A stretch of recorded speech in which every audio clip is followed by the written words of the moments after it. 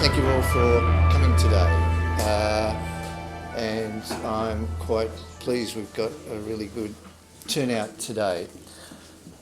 Today I want to talk for around 20-30 minutes. It's going to be in 3 sections. So the first part is on how I became a humanist and what attracted me to humanism. The second part is what is humanism and what does humanism mean to me? And I'll be talking about what I think are the three core principles of humanism. The last part is on what is a humanist view of the good life. Now, what I'm thinking is I'm going to stop after the first 2 sections, see how we're travelling, see if you're worn out, and then ask if you wanted me to go on and do that last section on the humanist view of the good life. Does that sound like a plan? Sounds like it. Yeah? All right. Now, what I normally do is I encourage short questions of clarification while I'm talking. Today, I was thinking it might be a little bit more liberal. If you want to make a short point, then I'm thinking, yeah, that'd be all right. Last thing I want to do is get involved in a big, long discussion while I'm talking, because I'll never get through what I want to say. But there'll be plenty of questions. We finish here at 2:30. We're still on old time there. We finish here at 2:30, so there's going to be plenty of opportunity for questions, discussion, and our usual big arguments. We go until 2 o'clock. 2? Because the agnostics come in at 2:30. 2:30, right. Yep, all right. Encourage big arguments, You guys don't need encouragement. It's in your blood. I've been here long enough. We like to call it. No, it's not. And the speaker most times doesn't even get through their talk before you start having a go at each other.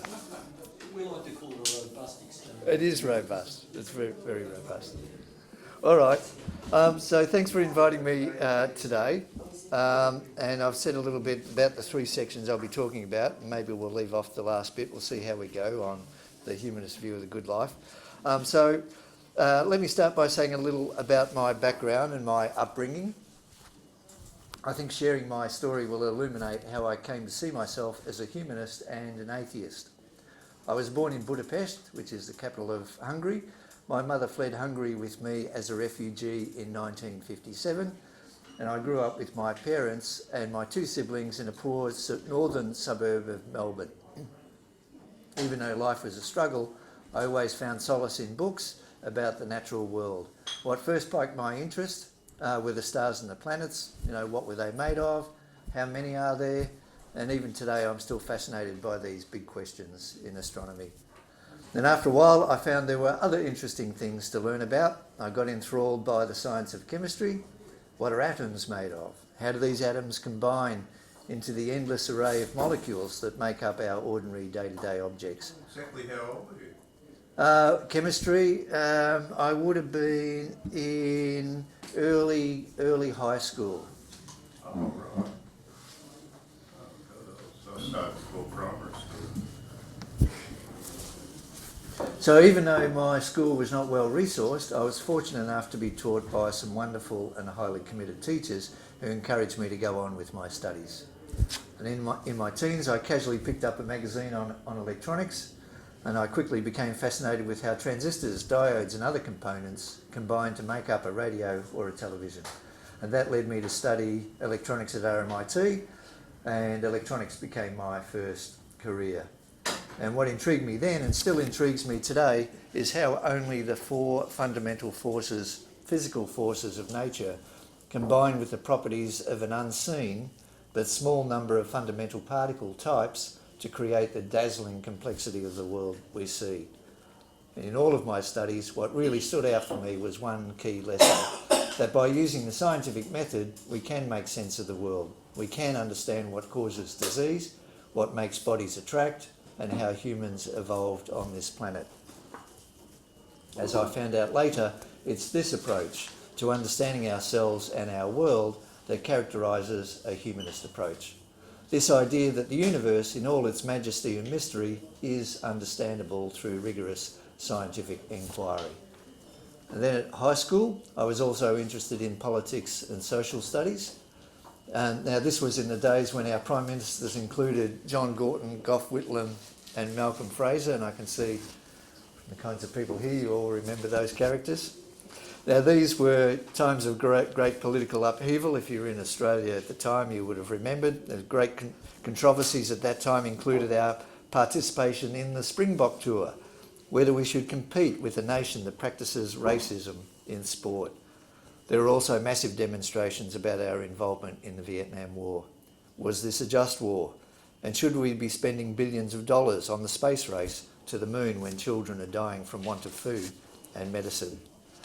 These big moral and political questions of the day occupied my thinking. Here again, I was taught by a couple of great teachers who probed and challenged us to ask and try to answer these hugely thorny questions. Now, this active interest and participation in the great social issues of the day was another early marker for my latent humanist attitude. Humanists encourage all of us to play a positive part in the social groups to which we belong, our local communities, our state and our nation. But more than that, humanists impress on us that we are global citizens and that what we do at the local level impacts people in faraway lands that we will never see nor meet. For example, how we eject pollutants into the air, manufacture and dispose of plastics, and buy more clothes from the fast fashion industry than we will ever wear, how that impacts the child growing up in Somalia and Bangladesh. I'm so pleased to see how this humanist respect for truth and science on the one hand, and our recognition that we are truly living in a global village in which we are all responsible for each other, how that's been picked up by the young people of today. Now, I'm thrilled that millions of people all over the world are taking the lead from 16-year-old Swedish student Greta Thunberg and the other great young leaders. Through the United Nations and Humanist International, humanists are campaigning for much greater international cooperation and collaboration to meet the very real threats to human existence and human welfare. But don't think for a moment that humanists are only concerned about human welfare. Don't be fooled by the name or the term humanism. From the Enlightenment, leading humanists have been advocating taking into account the welfare of animals in our decision making. You may have heard of these seminal earliest humanist thinkers, Henry Sidgwick, Jeremy Bentham, and John Stuart Mill. The person who started off the modern animal rights movement in 1976 with his book Animal Liberation is humanist Peter Singer. Now, Peter Singer is an Australian philosopher, an ethicist. He now teaches at Princeton University in America. When it comes to how we treat animals, what matters for a humanist is not whether they can think, but whether they can suffer.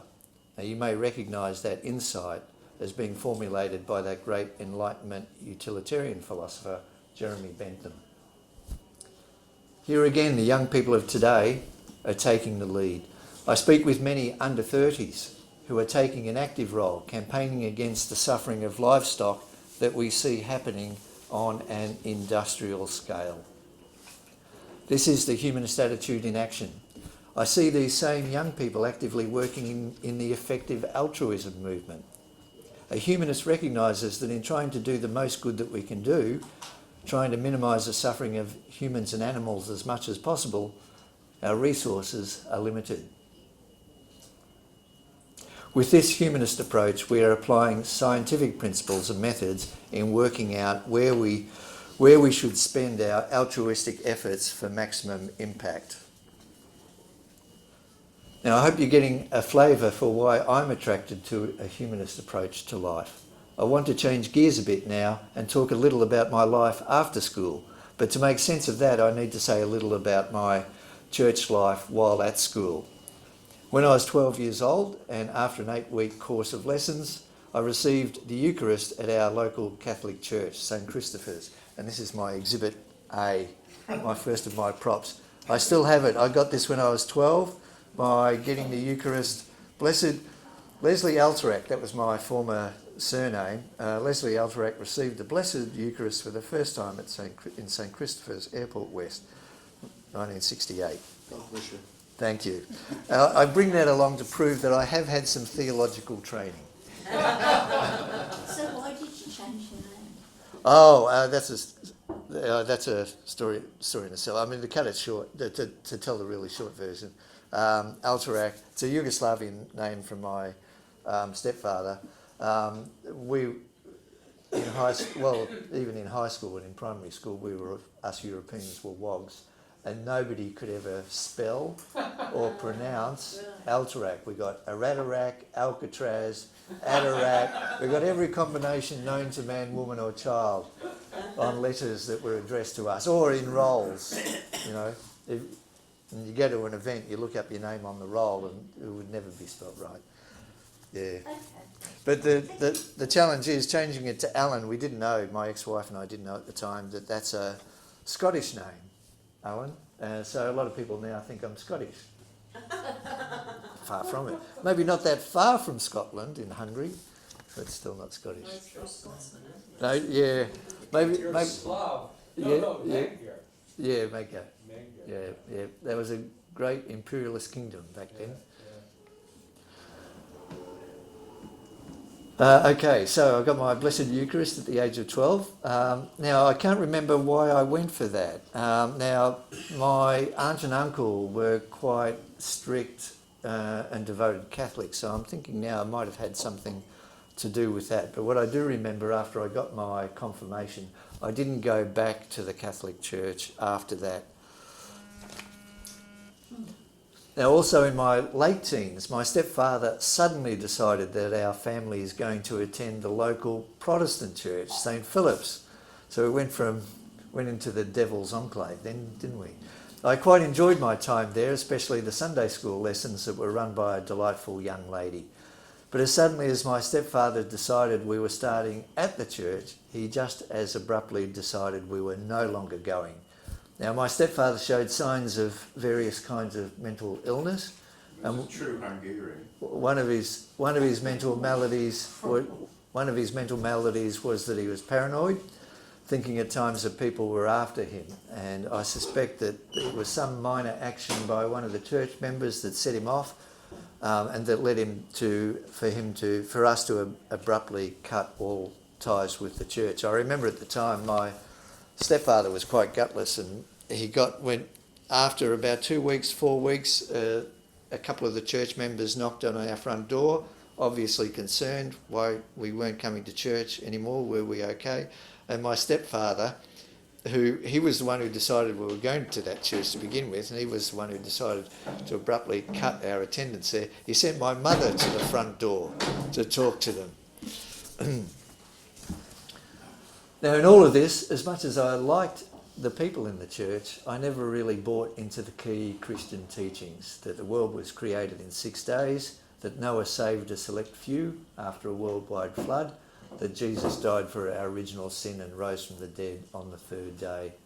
For me, these teachings just plainly contradicted what we knew was possible given our scientific view of the world, and also just did not make philosophical sense.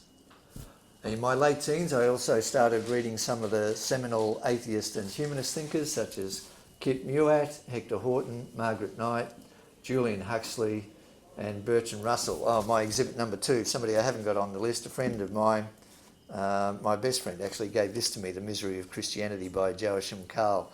He toured a few years ago. I don't know whether he's still alive. Has anyone heard or seen of this book? Yeah, I've read it. You read it? I found this quite influential. About just and this covered the Catholic Church and the Protestant Reformation as well, and just how cruel and irrational the practices and beliefs at that time were. When was it written? Sorry? When was it written? Oh, I think it probably in the 1970s. 1968. 1968. When I find time, when I do find time, I'd like to go back and just reread it. I've got another 2 or 3 volume work on the war between Christendom and the rest of the world, It's a 2 or 3 volume set. Joseph, was that a Joseph McCard? Maybe not. Can't remember. I'd like to go back and go and read that. I haven't even read it the first time. I'm quite interested in the history of the church. Yes, it's fascinating. It really is fascinating. So that reading, along with my interest in science, primed me for what was to happen next. Following high school, I enrolled at RMIT. There I studied electronics for 4 years, and in my class was a very committed Christian Gary.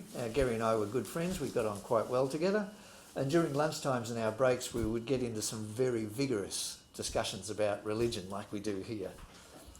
So much so that it piqued my interest enough to enrol at La Trobe University for a degree part-time, and my main interests were philosophy and history of religions. I studied there for 9 years while I worked full-time and started a family, and I think that was probably one of the reasons why that marriage didn't last, but that's another story, but a personal story which I won't tell here, of course.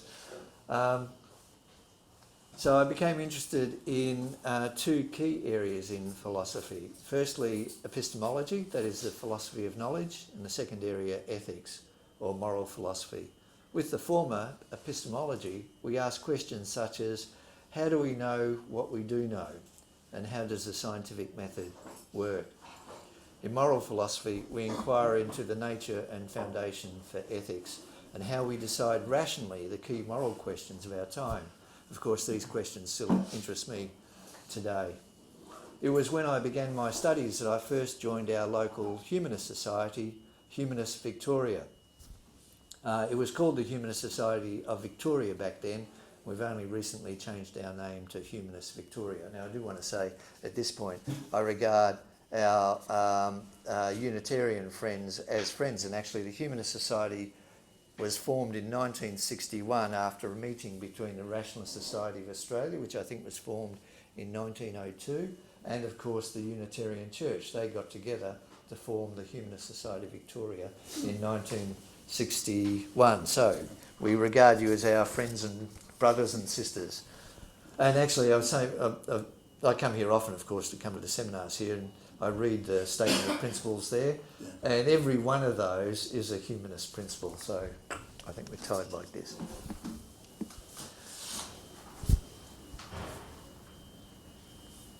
Now, we've only recently changed our name, I said. We're now called Humanist Victoria. We've got a new logo as well. In the last 4 years or so, I've become active again, and that's because I'm passionate about getting our lawmakers to use reason and evidence when deciding public policy and framing legislation. I'm also passionate about creating a society where every human being can reach their potential. Humanists act to defend those who do not have a voice, including the poor, our Indigenous peoples, and factory-farmed animals.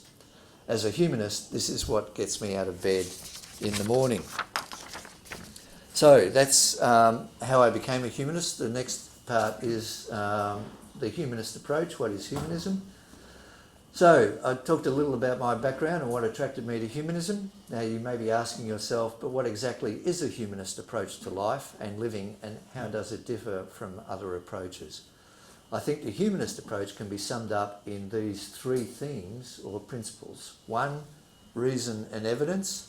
2, compassion and equality. And 3, autonomy and dignity. So let me expand a little on each of these 3 dimensions. Reason and evidence. The first thing to note is that humanists respect reason and evidence. But what does it mean? Humanists think that it is through the use of logic and reason that we reliably arrive at truths about ourselves and the universe. Conversely, we don't consider intuition and faith as reliable guides to knowledge. We think that our personal beliefs should align with the evidence put to us. In the social sphere, we think that public policy should be informed by the best scientific evidence we have available.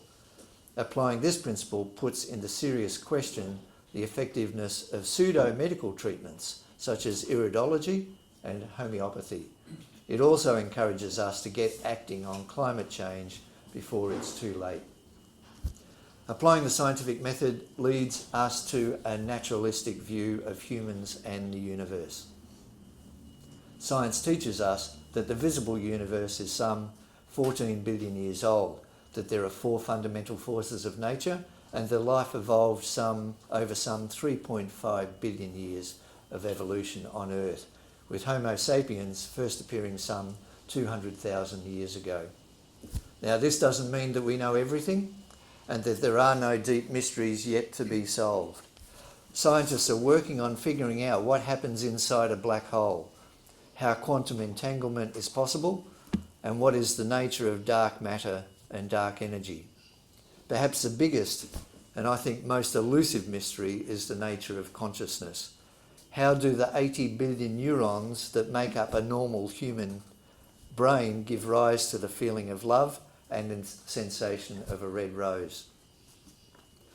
Humanists and atheists are sometimes thought of as joyless worshippers of cool, hard reason with no appreciation of love, wonder, music and art. Nothing could be further from the truth. Humanists stand in awe at the magnificent complexity of the universe, the beauty of nature, the all-consuming power of love and the inspiration that drives art and music. The next humanist principle is compassion and equality. Regard for other human beings and all other sentient creatures stands at the centre of the humanist outlook. Our feelings of empathy and our drive to act altruistically are encoded in our genes and reinforced through our upbringing. As Harvard University psychologist Steven Pinker described it, our desire to help those who are suffering reflects the better angels of our nature. But to whom ought we show our compassion? To our family? To our friends? Well, of course. But for who else? For a humanist, what marks a truly moral act is one in which we treat people as equals. That is, where we treat people impartially. So for a humanist, you ought not get special treatment just because you are white, wealthy, heterosexual or male. Treating people as equals is fundamental to what it is to act morally. For humanists, this imperative to treat people with compassion and as equals did not come from above or beyond. It is a result of our long evolutionary history in which we evolved to form cooperative social groups. So let me illustrate this with an idea. With this idea, imagine for a moment all of you here are going on a holiday by sea and your ship becomes stranded on a desert island with none of the crew surviving. You're left without food, materials to make some shelter and the natural resources. You are left with some food, not no food, you're left with some food, materials to make some shelter and the natural resources on the island.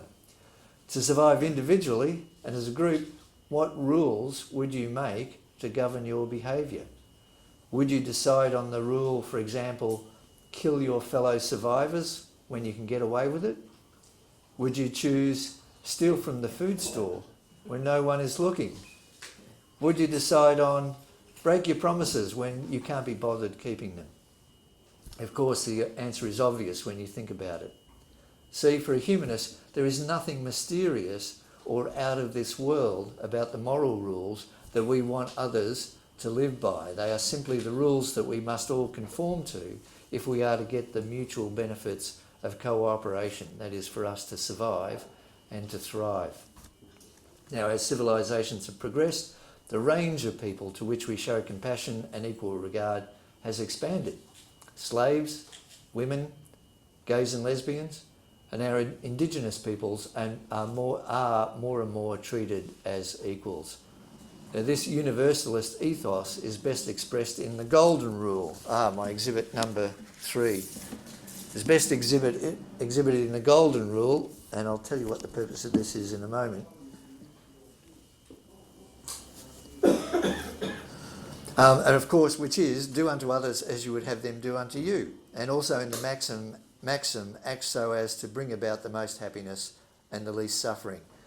Now, I bring this up because all of the major religions adopt not only something like the Golden Rule. Here's a classic example of all the major worldviews, how they adopt pretty strictly a formulation of the Golden Rule. And of course, I'm a bit sad here that the secular viewpoints of humanism and rationalism. And I'm not here. Maybe when the religious people next bring out this card, they'll include us on this as well.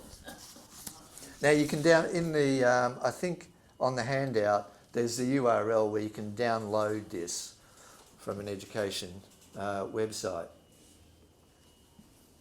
So, since the 1970s, this feeling of universal regard is continuing to expand bit by bit as we include non-human animals within our circle of care. At their noblest, the world's religions actively promote this idea of compassion for all, regardless of a person's religious belief, ancestry, gender, and sexual preference. And as I said, the golden rule can be found in the holy texts of all the major worldviews. Unfortunately, as history teaches us, many of these worldviews have also divided us into an in-group and an out-group, the sheep and the goats, the saved and the infidel, the chosen race and the outcast. Humanists actively work to reduce this blind prejudice, this sectarianism that divides us. We seek to build strong bridges between community groups and between nations. The third humanist principle, autonomy and dignity. This third one I want to outline is this. Now, with this principle, we affirm that everyone should be able to go about their lives without unnecessary restrictions by government and other people. We ought to be given our autonomy, the freedom to do what we want, to the maximum extent possible. Constraints on our freedom should occur only when our actions restrict the freedom of others or cause them harm. For example, it is this principle that motivated humanists for many decades to campaign against laws that criminalised homosexuality.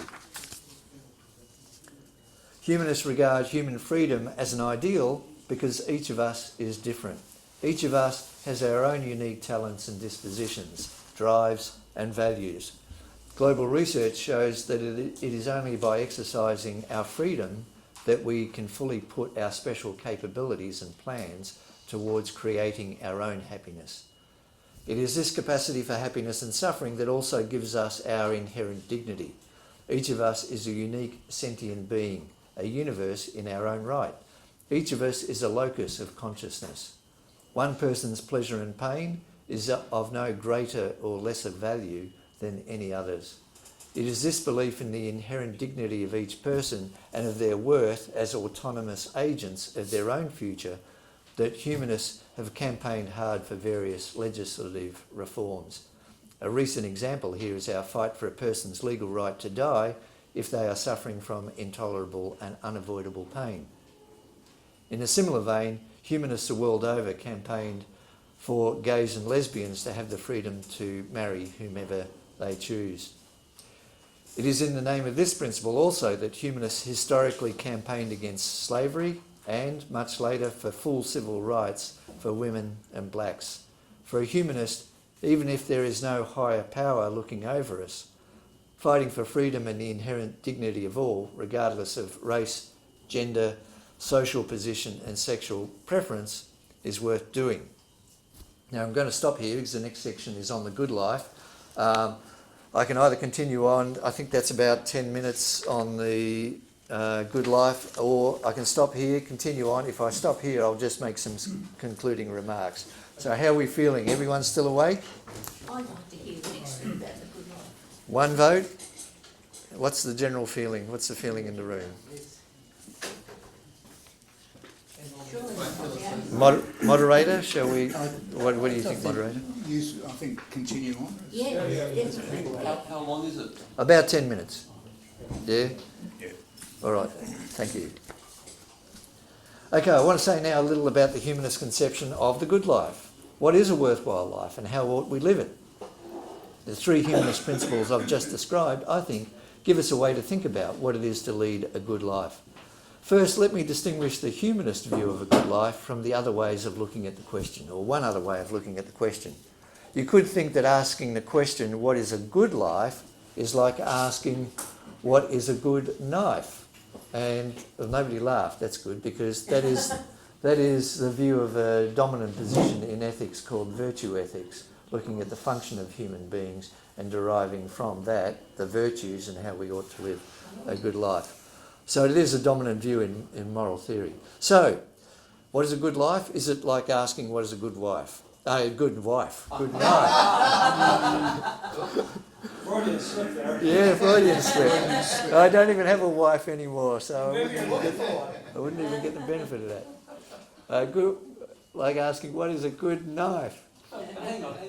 A good knife, you know, you can define it in terms of the functionality. Which is what I'm going to say now. Is it? Yep. So you're preempting me there. Let proceed. So how do we answer what is a good knife? Well, by first asking what is the function of a knife? It's to cut. A good knife then is a knife that cuts well. That is, it has an easy to grip handle, has a sharp blade, and so on. The salient point here is that what makes for a good knife is determined by the purpose of a knife. And a knife's purpose is not given by the knife itself. The purpose of a knife is external to the knife itself. Now, you may think that humans are like that. You may think that a good human life is determined by the function, the purpose of a human. And like knives, the purpose of a human is dictated to humans from outside.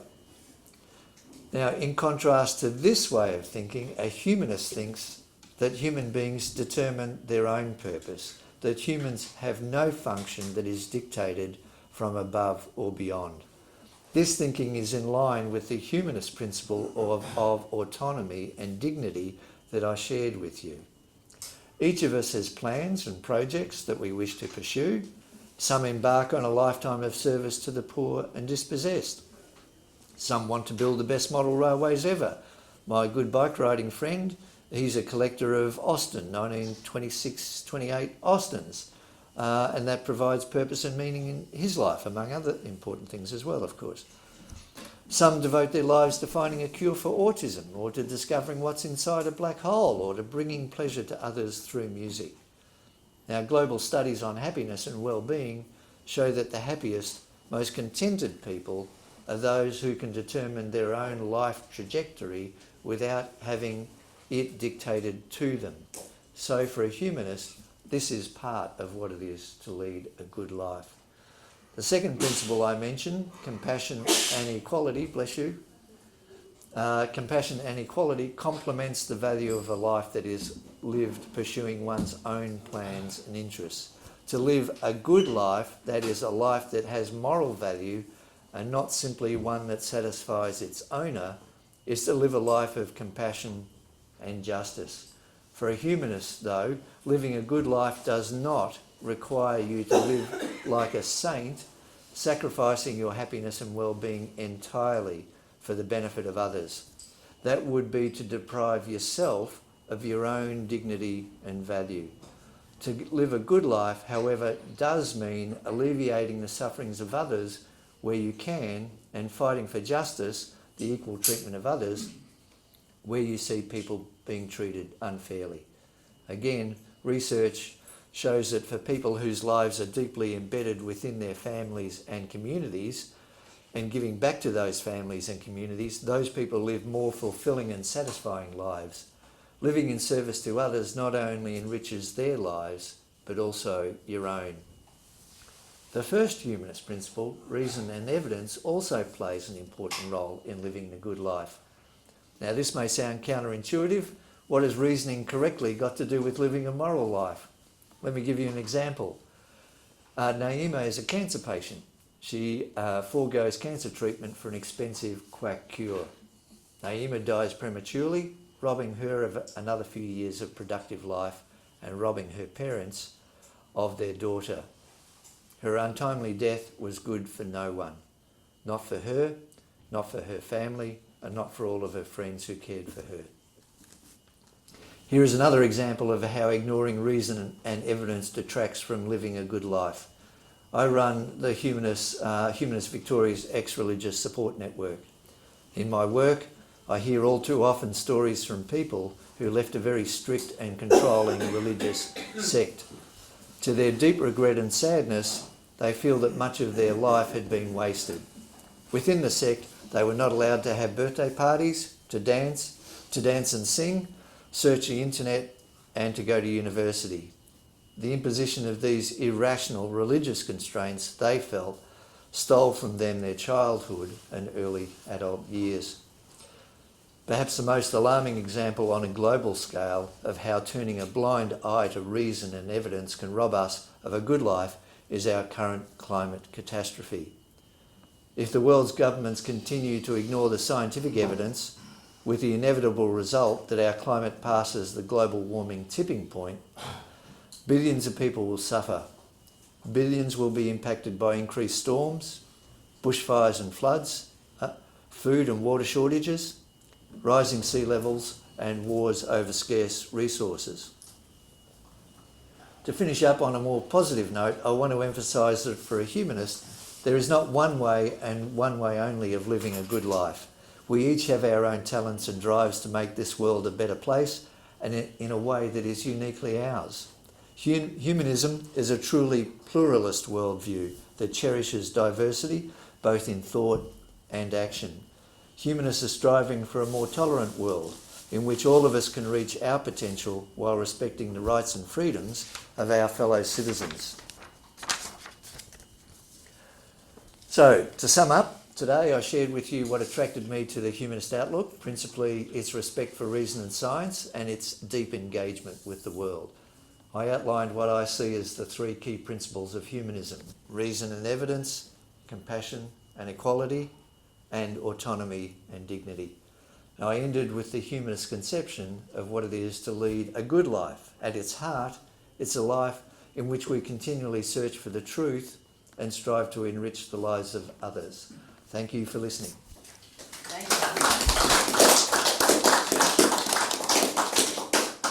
I would say Hungarian Catholics sound very much like the Irish Catholics in my mind. And German Catholics. Yeah, German Catholics. Anyway. But I've just got a question. Les at the beginning mentioned about the Unitarian Church here in Melbourne having a role in the establishment of the Humanist Society. I was thinking while you were talking that a lot of the debate, and I was reading something before about Thomas Jefferson, who was a Unitarian Church of One, he declared himself. But most of the Unitarians of that day were deists, and they evolved into what I think is a pretty good description of humanistic philosophy. So, and the big crucial aspect of that was, of course, Darwin. And both the Darwin and Wedgwood families are Unitarian. And in fact, the British Unitarians still get the money from the old Wedgwood Trust. Yeah. As we do. Henry Giles Turner was the original treasurer of this church back in the 1800s.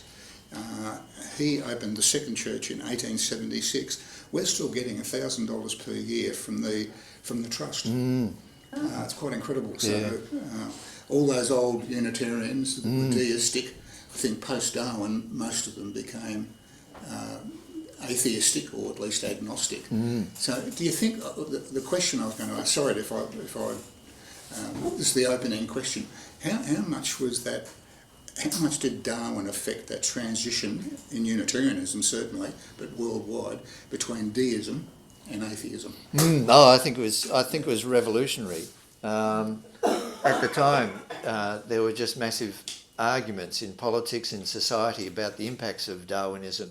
I think it's had an enduring legacy right up until today. I mean, Darwinism impacts so much of the way we think in moral philosophy, in evolutionary biology, the Darwinian way of thinking that our moral sense is just probably a more advanced way of acting morally than what other non-human species do. So it certainly has a legacy and a continuing legacy in moral philosophy and evolutionary psychology. Certainly in medicine, I mean, it's just been absolutely revolutionary, the way we can now manipulate genes. I mean, that had to... Darwin didn't know the mechanism for variation. That had to wait for the mapping of the Crick and Watson, the breaking of the genetic code. But would we have even been looking for the mechanism for variation and the spurring on of all that research if Darwin and Malthus before him started thinking about variability in what we now call phenotypes? Certainly. So medicine, psychology, biology, it's everything. etc., etc. If we thought for another 5 minutes, we could think of another 10 disciplines. Yeah, exactly. I think in fact that's that Darwinian approach also is the foundation of us seeing our relationship with the other animals. The fact that they're brothers and sisters, or cousins at least. Therefore, there's not this sort of us and them thing anymore. Absolutely, absolutely. The lady down. Oh, yeah. Oh, I've got it. We got numbers. You're number one, Steve. Numbers, alrighty. Thank you. Give me a number. Yeah, I just find humanism, I'm not saying humanism is full of bad ideas. My criticism of humanism is basically it's shallow, very superficial.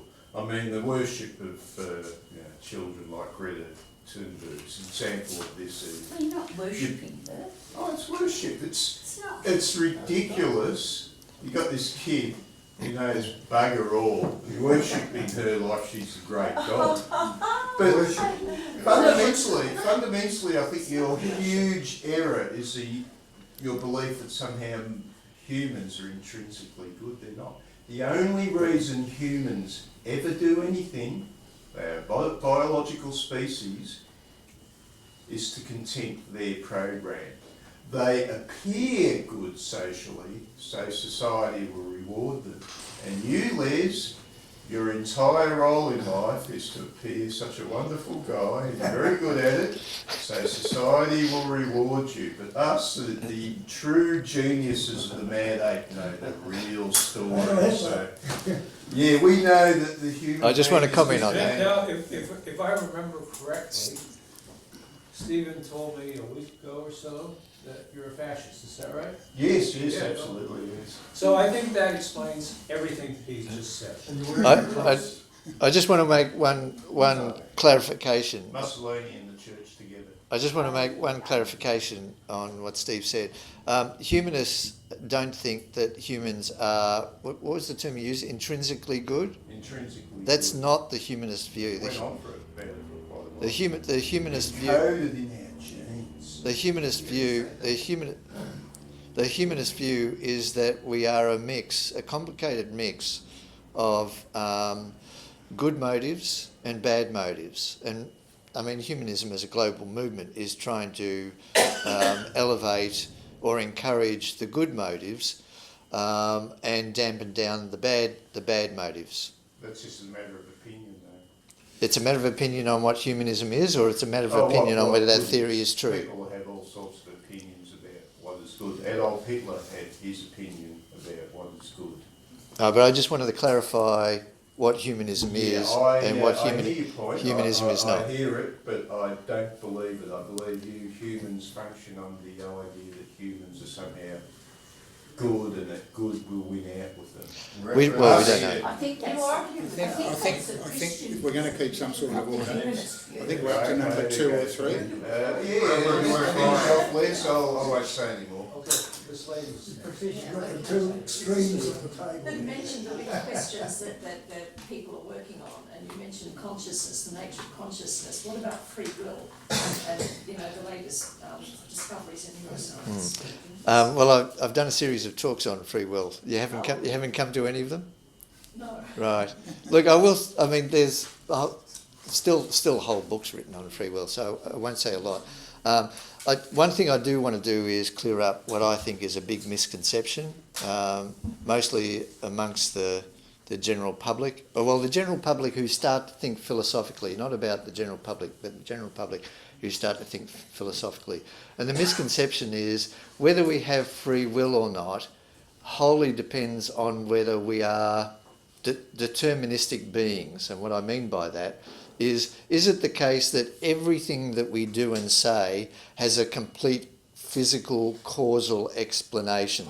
So when we know enough about neuroscience, would we be able to predict that I was going to say, would we be able to predict, 2 seconds ago, would we be able to predict perfectly what human beings were going to do and say on the basis of what's happening in their brains? The misconception is that if we have this wholly, what I'll label a mechanistic view of human behaviour, if that's the case, the misconception is ipso facto, therefore we don't have free will. I think whether we have free will or not has got pretty much nothing to do with whether we are mechanistic beings or not. And most philosophers now agree with the position I'm saying now. It's called compatibilism, and that view is that our free will, having free will, is compatible with us being completely biologically determined beings. So what's the positive side of this? The positive side of this is that us acting freely has got nothing to do with what's happening biologically, mechanistically, physically in our brain. Whether we act freely in a given situation depends on, I've got 4 criteria, but one of them is that we haven't been coerced, that nobody has threatened us or put a gun to our head. The second one is that we're cognitively competent, that we're able to think through whether we want to do that act or not. And there are a couple of other criteria as well. One is that we aren't being manipulated by a third agent, like a scientist hasn't put a special chip in our brain that's making us do stuff.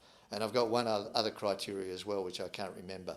But this is through looking at the way we ordinarily talk about free will. When we say that John married Betty of his own free will, well, what are the truth conditions for that? What makes that statement true or false? And when you look at the truth conditions and the way we talk about whether John acted freely or not, these are the 4 criteria I come up with. They're compatibilist criteria.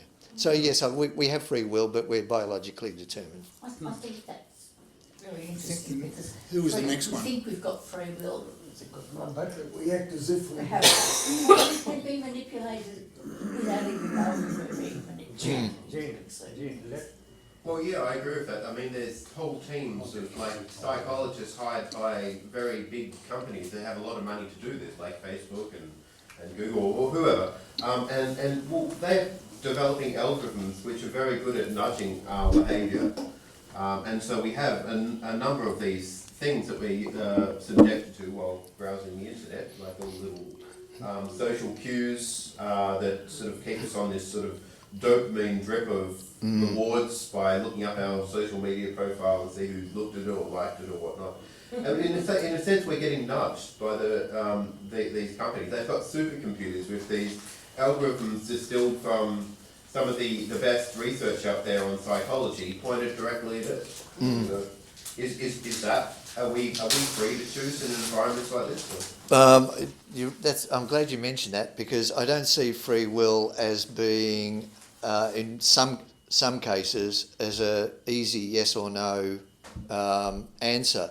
I see free will on a continuum, so there are some acts that we can clearly say are pegged up this end, didn't act freely, like when somebody holds a gun to your head, forces you to rob a bank. That's a paradigm case of not acting freely. So that's pegged up that end. And there are cases where we do act freely, where I'm thinking about what car I'm going to buy, and I do 4 weeks worth of research and do some bargaining and stuff. That's a paradigm case where I do act freely. But there are cases where we've been manipulated by what's appearing in our Facebook feeds that is somewhere in the middle, and that's room for a lot of philosophical and psychological argument about to what extent. Maybe we don't want to say it's when we've been persuaded to do something, vote for Trump because of what's appeared in our Facebook feed. Obviously, we don't want to say whether we acted freely or not freely in that case, but we want to say whether we acted more freely or not freely. Where are we on the continuum? You don't hear much about subliminal advertising anymore, at least I haven't. I don't know whether that's been up. Well, if you watch Gruen on ABC, yes, they yes, still yes, talk yeah. about the the subliminal ways, the way they use music and emotion to guide our... They'd flash Oh, and say that's subliminal. they ran up in a too short a time for you to actually register it consciously. Yeah. You know, it supposedly would influence you Yeah. subconsciously. I think that was banned. Now that they've come, that part isn't banned, but there are other kinds of ways which people have developed to manipulate one's brain quite successfully, such as adding a stressful element to a commercial will cause people to pay more attention to that. Why don't you do it by the numbers? Things like that. I think number 3's Yeah. Hans. Les, as I listen to your humanist principles and humanist conception of a good life, in many ways, probably in almost all ways, they resonate with my eco-socialist principles and my anti-capitalist posture. So, and I know that socialism has been defined in many different ways. Many of the things that have been defined as socialism I don't regard to be socialism, but why not sort of join forces with the eco-socialist cause and be maybe a bit more critical of capitalism, which has fostered a lot of inequality, a lot of discrimination and exploitation of other people. Why not humanists and eco-socialists join forces? That's a challenge. I want to point out we've got Rod Bauer here today. Rod's our president. I'm the vice president. Rod's the president of Humanist Victoria. Look, I don't think forming a formal coalition is going to be a goer. But No, I'm just being a little bit. oh, were you being facetious? But there are plenty of opportunities to work together on projects, which we do with other organisations as well. So yeah, plenty of opportunity to join hands on particular things. But how about the capitalism? Oh, actually, Yeah, more of a critique of capitalism. I'm glad you piped up because I was going to say something. I went to a book signing by Professor Brian Ellis. Brian Ellis taught me at La Trobe, philosophy of science when I was going to La Trobe. He's writing more books now. He's writing one book every 2 years since he's retired. Amazing. About 4 years ago, he wrote one on social humanism, then on a critique of pure reason. His last book, which is exactly on this point, called The New Enlightenment, is a response to Steven Pinker's Enlightenment Now. His big criticism of Steven Pinker is, he says, yes, Steven Pinker shows that we've made massive social progress in the last couple of 100 years, and here's all the empirical evidence for it.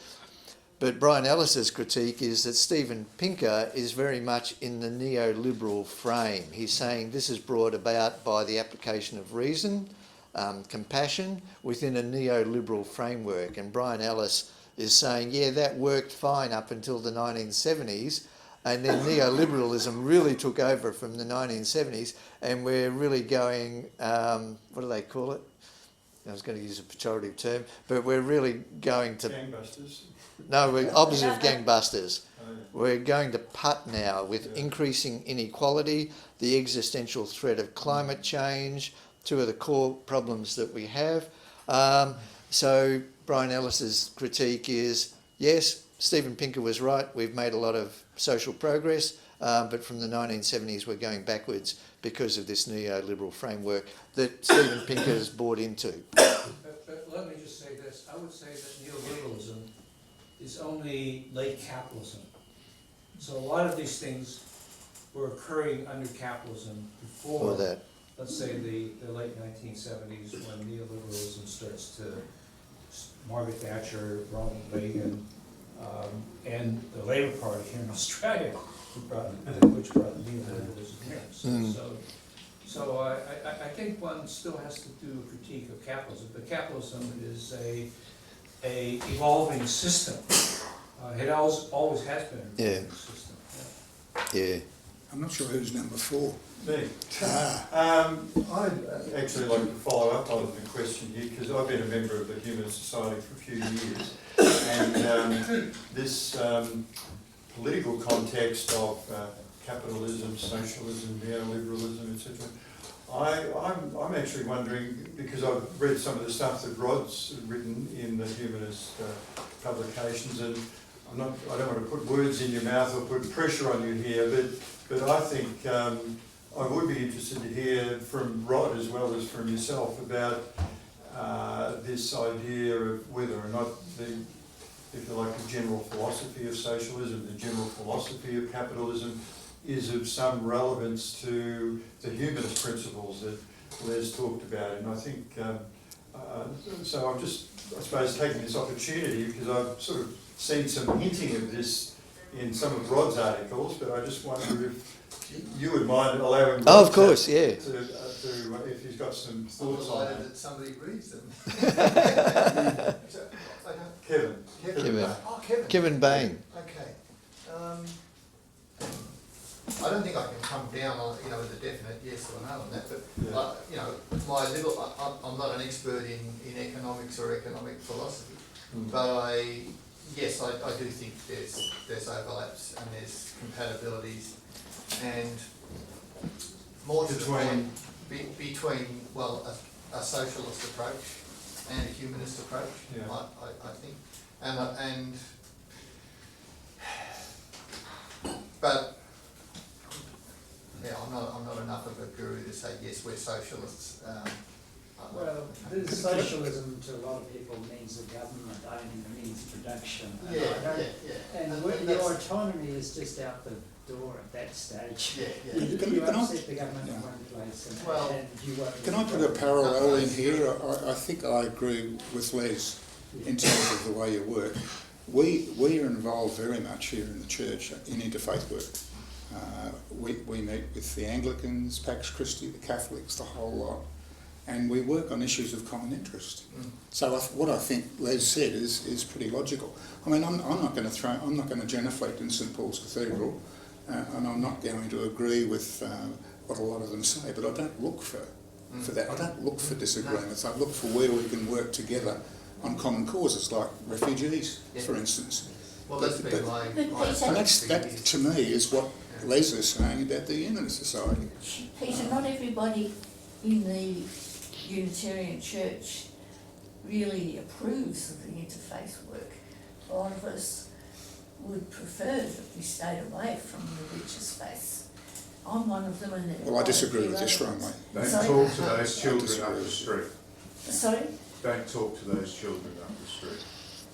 No, I just am so disenchanted by everything that religion has done and is doing.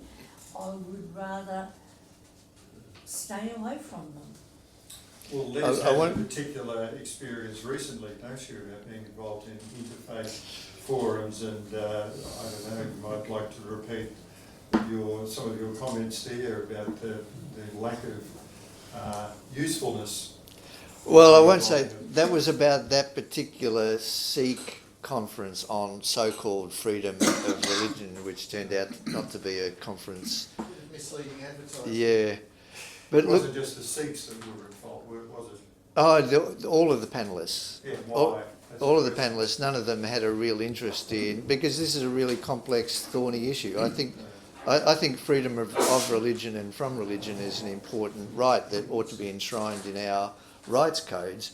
But these people weren't interested in how do we balance those freedoms from the other freedoms, which is a complex legal and moral question. But I do want to, on interfaith, we were on 2 interfaith councils. We're now just on 1 because unfortunately Rudy died. He was on the Thornbury Interfaith Council. We're still on. Steve, our secretary, is still our representative on the Whitehorse Interfaith Council.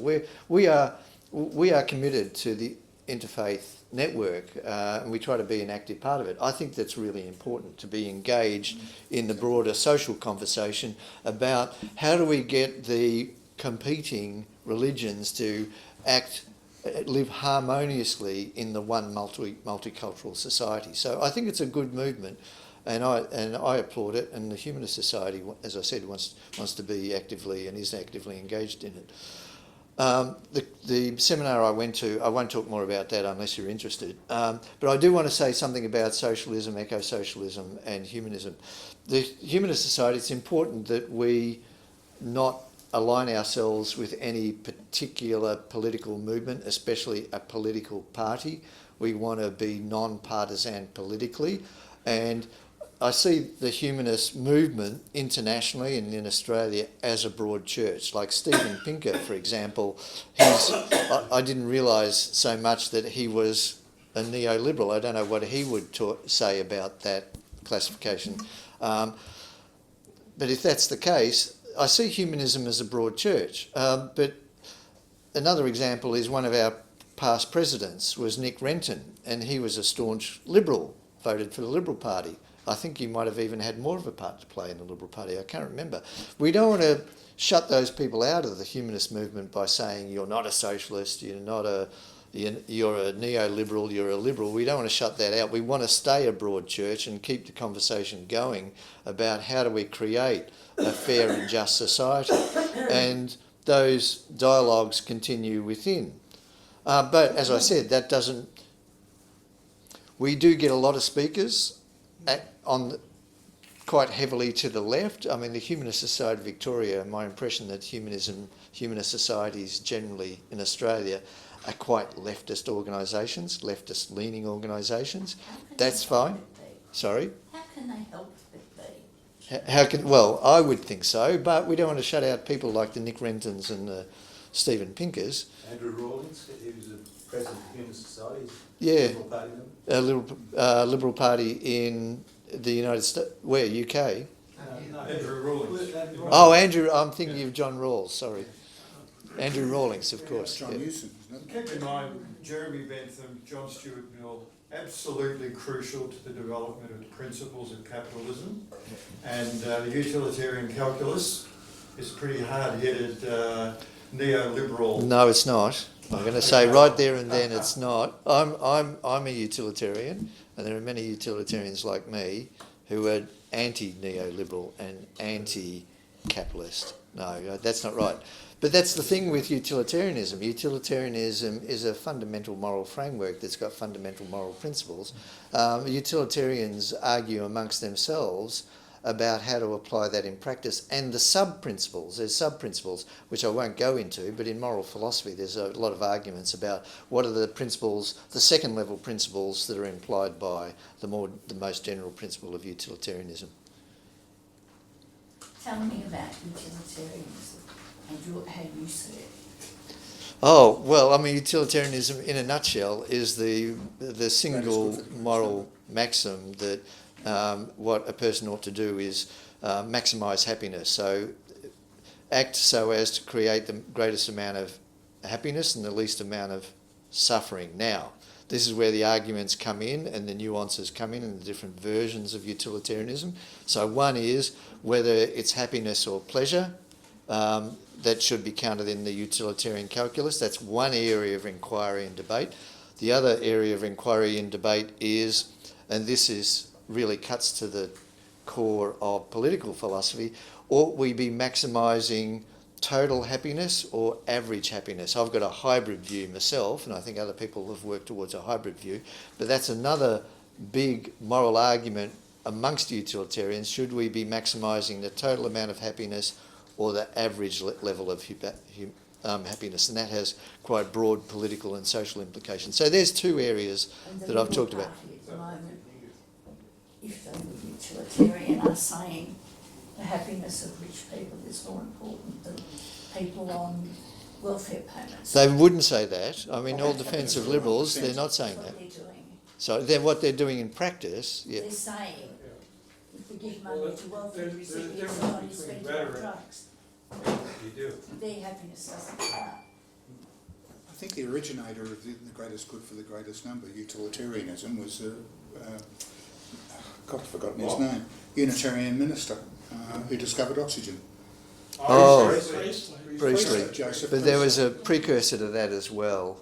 Peter Singer's traced it back to even before that, to some guy that nobody knows who they were. But he's attributed with it, you're probably right. Yeah. But William Paley...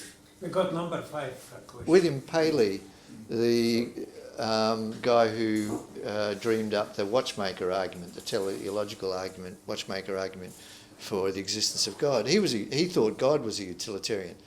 And actually, I did a critique of Clarence Dorr on the problem of evil, and his defence of a particular character building excuse for why God allows evil, pain and suffering. Clarence Dorr, he thought that God was a utilitarian as well. Clarence Dorr. Clarence Dorr. Yeah. So it was utilitarian to get rid of all those Jews, perhaps. Sorry? So it was utilitarian to get rid of all those Jews, perhaps. No, Hitler was not a utilitarian. He was a master race eugenicist who thought that history was... It was quite a different view. He thought that history was progressing to a particular culmination point where the Aryan race was going to be in ascendancy, and they had a right to do that because that's the way history was progressing. It wasn't a utilitarian argument at all. For like Trump in a way, you know? Well, Trump's in a... I wouldn't even class Trump as a thinker. He's just... No, I'm not, no, but I mean the whole Trump line of evangelical Christianity, I come from that background, and I have seen that used, that kind of utilitarian viewpoint of how we're actually doing what's needed here. We're, being very practical. I wouldn't class Trump as a...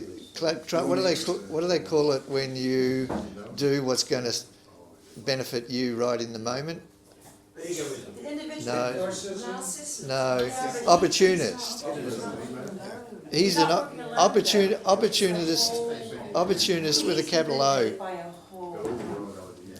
He's not concerned at all about the welfare of all Americans. He's concerned about number one, Donald Trump. So honestly, I think Okay. He would say, yeah. That's what he would say. Okay. Can we have a bit of quiet? Quiet. Bit of quiet, please. Hey! Bit Quiet. of quiet. Bit of respect, please, for when people are talking. Thank you. Les, I'm interested in your concern with consciousness, and I'm just wondering, I suppose, firstly, to what extent it's simply personal, and to what extent it belongs to, you share it with humanism, and then secondly, how far do you go with this interest in consciousness and phenomenological experiences? Would you, for example, would you acknowledge that the meaning of words is a category of phenomenological experience? Oh, right. We're bordering into quite esoteric areas of philosophy here, Well, which... you can just say yes or no. Well, what I said when I said that when I said probably the biggest and the hardest problem is the problem of consciousness. How do the 80 billion neurons in each of our brains give rise to the phenomenological experience that we have? I think that's probably even harder than finding out what dark matter and dark energy is, because I think we've got some physical principles and methodologies that we can work towards to giving us an answer. The problem is, I keep talking about how I think we're in a pre-Newtonian phase of working on the mind-body or the mind-brain problem. We don't even have the theoretical and methodological tools for even starting to answer the problem. Oh, maybe that's a bit too ungenerous, but what I was expressing there was not the view of Humanist Victoria or Humanist Australia. It's not a humanist view. Many humanists will share my view. Many humanists will strongly criticise me and say we already have a solution to the mind-brain problem. Some of us are epiphenomenalists, some of humanists are mind-brain identity theorists, some are physicalists, some are materialists. Now, all of these groups think that we already have a solution to the mind-brain problem.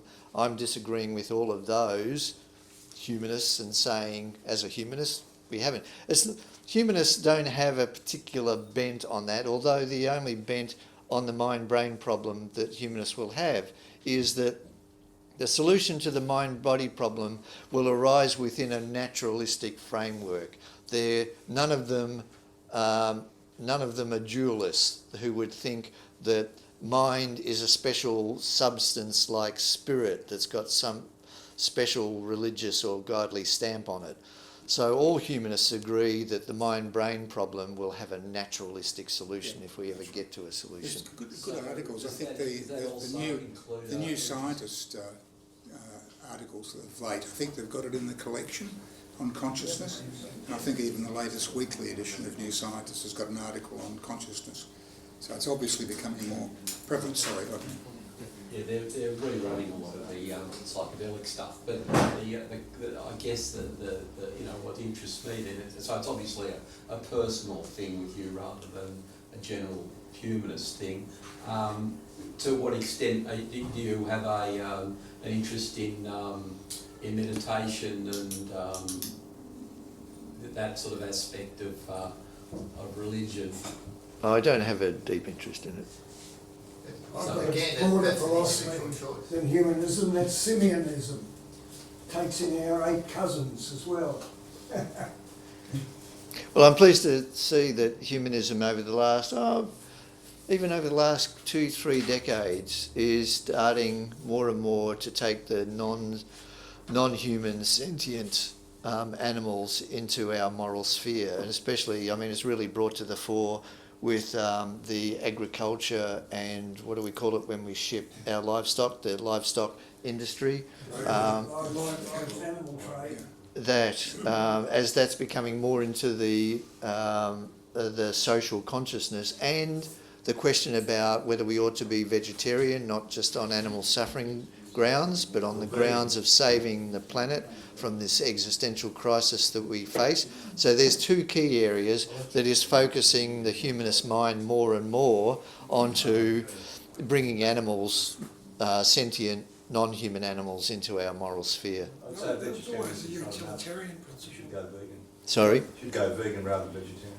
Well, I think that there's a good moral argument for that. Agnostics for it. There you go, gentlemen, over here's number 6. I'm not sure who the next question. Robert? 6. It's me. It's not a question, there's actually a couple of comments. I wanted to chip in something about the sort of determinism versus free will debate. I think it's very much a product of 18th century scientific progress. When Newton developed his theory of gravity, it virtually instantly persuaded people that all the planets and all the moons in their movements are totally, 100% certainly controlled by gravity. There is no probability about it at all. Gravity controls how they move, and therefore cause and effect are very, very closely linked. You can't simply say the Earth will go around the Sun 99% of the time, influenced by gravity, and 1% it won't be. It's just bullshit. Now, the idea that something mechanical like that could be used as a basic explanation for something really, really complex, like the behaviour of mammals, is again something we're learning is just far too simplistic. Modern decision theory is based upon the idea that people actually do make decisions, not are totally determined by their genetics and their heredity and their environment. So it's an inappropriate application of very, very simplistic mechanistic theory. And the old determinism versus free will argument is nowhere near as simplistic now as it used to be 100 years ago, which I think is just something we just have to accept.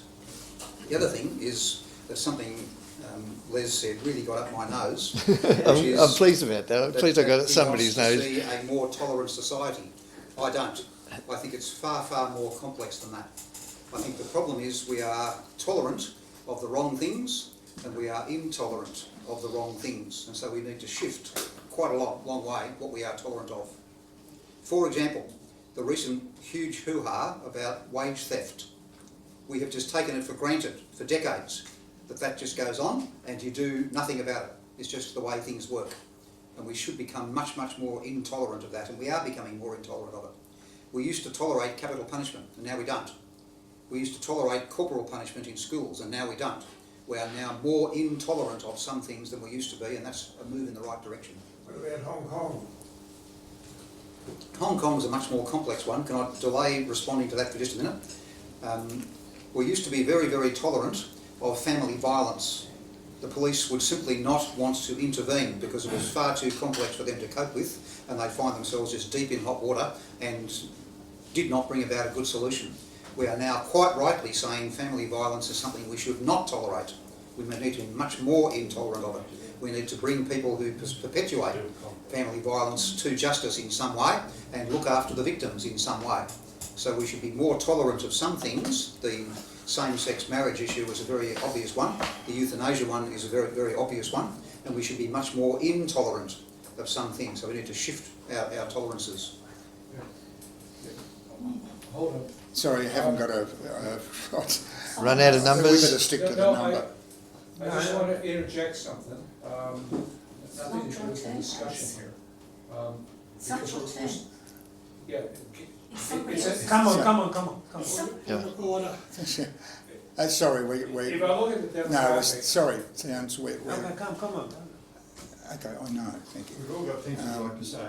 So everyone's got Somebody something to else's say, and turn. I think we're looking at a response from Yeah. Les if he wants to, and then we'll go on to number And then 7. it's sex too. Number 7, whatever that is. I think we'll have to advance, so I can't. Les, do you want to comment on? Oh, look, I'll make a brief comment. I think tolerance is a general socio-political principle, and how you flesh it out. Obviously, Robert's right. We don't want to tolerate wage theft, and we don't want to tolerate bashing of, marital partners. Of course, we don't want to tolerate that. But anyone who wants to frame a general principle about social tolerance would agree with that. So the philosophical question is, how do we frame the principle that takes account of the things we don't want to tolerate, but we want to give some words to this general social idea that not imposing our lifestyle, not imposing our worldview on others when those others are not harming people. And that was kind of the Millian principle, the John Stuart Mill principle, giving people the freedom, tolerating their actions to the extent that they don't harm others. Now, I haven't done any work in this area. I'm not a political theorist, but that's the challenge. How do you frame this principle of tolerance? Flesh that out. So obviously it agrees with the kinds of things you're saying that we don't tolerate. But those cases you're talking about, wage theft, that's something that would be barred by this more general Millian principle of tolerance, because with wage theft you are causing harm to others. Yeah. Another thing is, I've become a lifelong, I hope, supporter of Animals Australia, because I think they are in the lead in working out what we should not tolerate. Their campaign, for example, to expose the vicious cruelty in the greyhound racing industries a couple of years ago indicated what we should not tolerate, which we had turned a total blind eye to for decades. And they put immense pressure on us to stop being so complacent and become more intolerant of the way the rogues in the greyhound racing industry behaved. They're now pushing really hard for an end to live export of sheep. Again, for the same reason, we tolerate cruelty when we shouldn't. Please, Gareth. Number 7. I was actually, when you were talking about Hitler, and maybe his Unitarian values could have, I actually think of it like I agree, maybe he didn't have Unitarian values, but he was opposed, of course, to Marxism, and it could have been a natural opposition that he had that entered the whole fray, because we often counter each other without really realising it, and so it's part of what I was trying to say is I kind of think that might have been a good thread about Hitler, that he was. What did you try and say that he was? Perhaps from his view, if he thought the Jews were ruining the world, which he does seem to have thought, that could be seen as a utilitarian perspective, and getting rid of them was a useful utilitarian thing to do. And I find... But he could have justified that from deontological grounds, on a rule-based grounds. I don't know. We don't know. He was not a moral philosopher. He was a demagogue. My point was that I actually belong to the Humanist Society, and I really agree with all of the principles. But I find utilitarianism a little bit of a worry, because it's subjective and